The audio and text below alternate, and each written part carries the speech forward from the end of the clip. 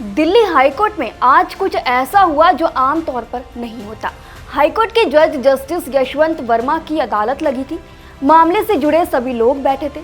जज यशवंत वर्मा का इंतजार भी हो रहा था, मगर उनकी जगह उनका एक स्टाफ आता है और उनसे ऐसी जानकारी देता है जिसके बाद अदालत में फुसफुसाहट होने लगती है।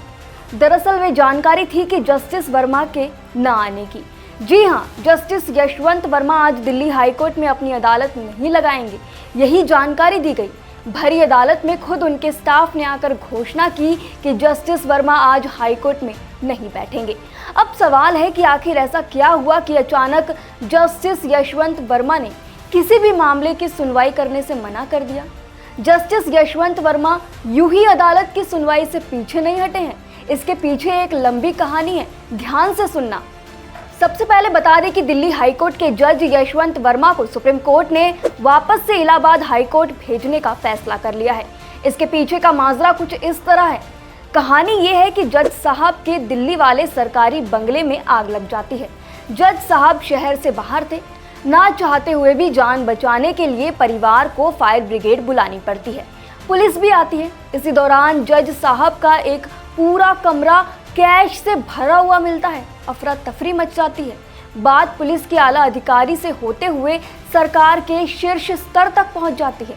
वहां से सीजेआई संजीव खन्ना को सूचित किया जाता है, जिसके बाद सुप्रीम कोर्ट कॉलेजियम ने जस्टिस यशवंत वर्मा को वापस इलाहाबाद हाईकोर्ट भेजने की सजा सुना दी। इस वजह से ही जस्टिस वर्मा आज मामले को सुनने अपनी अदालत में नहीं आए। सूत्रों का कहना यह भी है कि कैश मिलने के मामले में अब ईडी और सीबीआई की भी एंट्री संभव है। जस्टिस यशवंत वर्मा पर भ्रष्टाचार के गंभीर आरोप लग रहे हैं। उनके घर पर आग लगने के बाद ही करोड़ों रुपए का सच सामने आया है। भ्रष्टाचार के गंभीर आरोप की वजह से ही उनका तबादला हुआ था। सीजेआई संजीव खन्ना के नेतृत्व में सुप्रीम कोर्ट कॉलेजियम ने सर्वसम्मति से जस्टिस वर्मा के ट्रांसफर का फैसला लिया है। अक्टूबर 2021 में ही जस्टिस वर्मा का इलाहाबाद हाईकोर्ट से दिल्ली हाईकोर्ट में ट्रांसफर हुआ था। अब ट्रांसफर तो हो गया, लेकिन जो न्याय देता है, न्यायमूर्ति ही करप्ट पाए जाते हैं। अब इस पूरे मामले में सवाल ये है कि रंगे हाथ पकड़े जाने पर भी क्या जज साहब के खिलाफ केस नहीं चलेगा? भ्रष्टाचार के मामलों में भी जज कानून से ऊपर है क्या? क्या सुप्रीम कोर्ट कॉलेजियम सिर्फ ट्रांसफर करके पल्ला झाड़ लेगा? क्या कैश के साथ पकड़े जाने पर भी न्यायमूर्ति यशवंत वर्मा न्याय के मंदिर में बैठकर न्याय करते रहेंगे? सवाल तो कई है, क्योंकि जो न्याय दिलवाने वाला है वो ही गलत करते हुए पकड़ा गया है। तो आगे चाहे वो इलाहाबाद हाईकोर्ट हो या फिर दिल्ली का हाईकोर्ट, वो न्याय कैसे दिला सकता है?